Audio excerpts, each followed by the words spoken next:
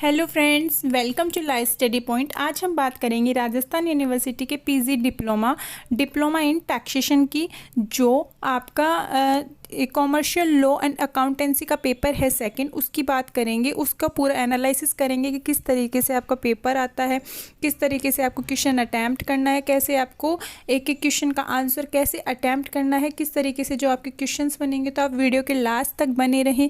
जिन लोगों ने अभी तक चैनल सब्सक्राइब नहीं किया है वो सभी सब्सक्राइब कर दें, क्योंकि आपके हर एक एग्ज़ाम की वीडियो आपको मिल जाएगी। और आपको वीडियो को लाइक शेयर ज़रूर करें। तो चलिए हम बात करते हैं जो आपकी कॉमर्शियल लॉ एंड अकाउंटेंसी है उसमें कैसे क्वेश्चंस आते हैं।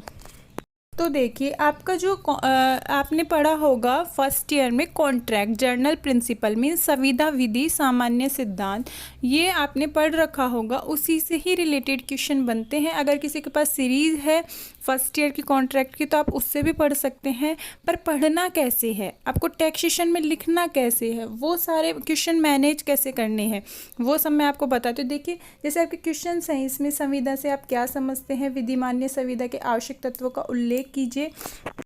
तो आप इससे कॉन्ट्रैक्ट से क्या समझते हैं, what do you understand by contract, explain the essential elements of the valid contract. तो आपकी जो इसकी डेफिनेशन है वो लिखनी है। अब कॉन्ट्रैक्ट के जो आपका हिस्टोरिकल बैकग्राउंड है वो सब फर्स्ट पेज से और फर्स्ट से 1.5 तक लिखना है आपको। और फिर उसके बाद जो जिन लोगों ने भी आपके जो विधिवेताएँ हैं, जो हम बोलते हैं कि इसमें लॉज में जो भी हमारी एक्सप्लेनेशन दी रखी है, जिन लोगों ने भी, जैसे सामंड है, सर विलियम एंसन है, मुल्ला है, उनके हिसाब से क्या होता है कॉन्ट्रैक्ट। जैसे एवरी एग्रीमेंट और promise enforceable by law is a contract. तो आपको ऐसे पूरे जो लिखने हैं, आपके जो भी जितनी भी डेफिनेशंस हैं वो सारी लिखनी है। जो डेफिनेशंस जिन लोगों ने दी है उसको आपको ब्लैक पेन से लिखना है।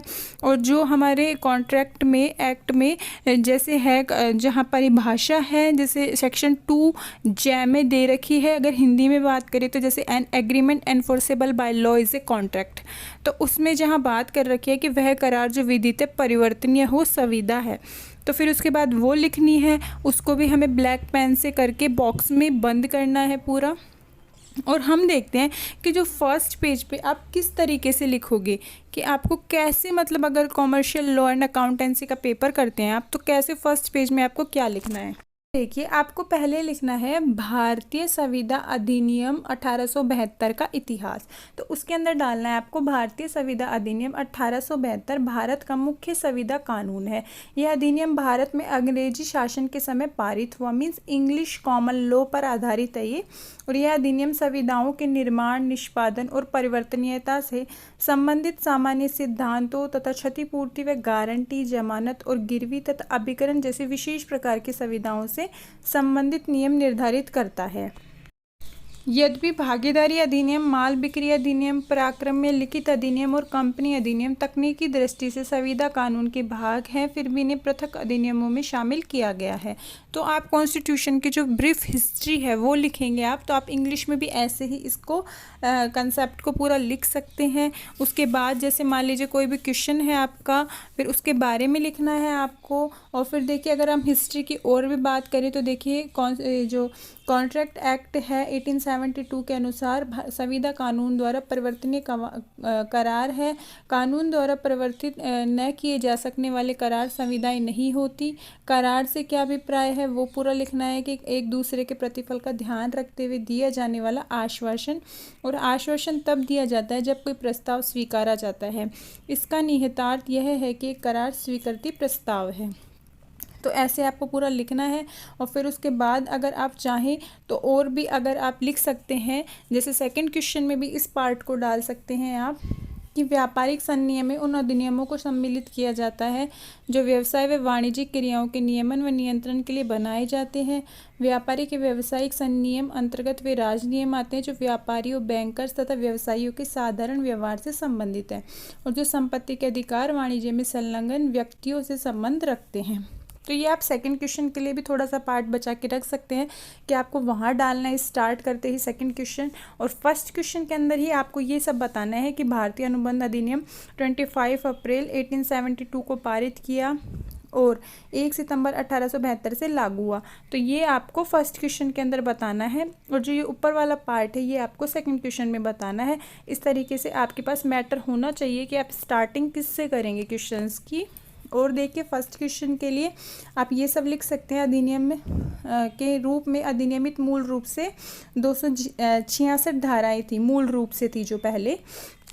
फिर अनुबंध के कानून के सामान्य सिद्धांत 1 से 75 माल की बिक्री से संबंधित अनुबंध हैं जो आपके सेक्शन 76 से 123 तक हैं। विशेष अनुबंध जैसे स्पेशल जो कॉन्ट्रैक्ट होते हैं, जैसे क्षतिपूर्ति, गारंटी, जमानत और प्रतिज्ञा एजेंसी से, जो सेक्शन 124 से 238 तक है। और जो पार्टनरशिप से रिलेटेड जो कॉन्ट्रैक्ट हैं वो 239 से 266 है। तो आप ऐसे पार्ट डिवाइड करके लिखेंगे तो एग्जामिनर पे इफेक्ट पड़ता है कि आपको कॉन्ट्रैक्ट से रिलेटेड सारे का पता है। डिवाइडेशन करके लिखना जरूरी होता है। वर्तमान में भारतीय अनुबंध अधिनियम को 2 भागों में विभाजित किया जा सकता है।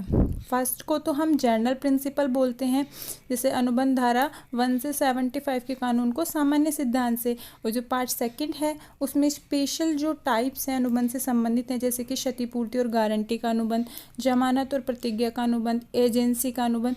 तो आप इस तरीके से लिख सकते हैं। डिवाइड करके लिखने से ब्लैक पेन और ब्लू पेन आपको दोनों यूज़ करने हैं। ऐसे आपको डायग्राम सेट करके भी लिख सकते हैं इन चारों पॉइंट को।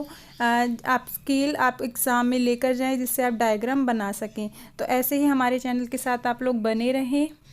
तो लाइक शेयर ज़रूर कर दें। आगे भी आपके टैक्सेशन से रिलेटेड सारे एग्ज़ामों का स्टार्टिंग आपको कैसे क्या लिखना है वो सब बताते रहेंगे हम। और आप हमारे टेलीग्राम चैनल ऐड हो सकते हैं, वहाँ भी आप हमें बता सकते हैं कि आपको कौन से सब्जेक्ट की कौन सी क्लास चाहिए।